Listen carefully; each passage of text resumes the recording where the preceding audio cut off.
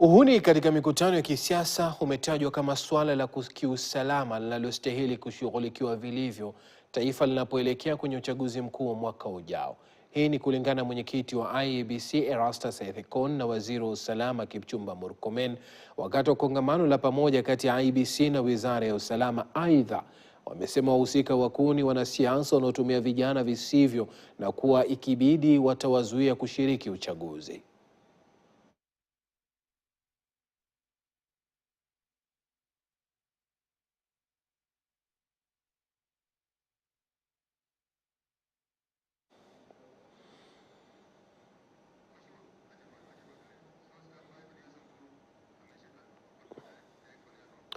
Bila shaka tarudi huko kusikia sauti yake na kauli zake Erastus Ethekon kuhusiana na hiyo kauli aliyoitoa kwamba iwapo kutakuwa na uhuni ama wahuni wakiwa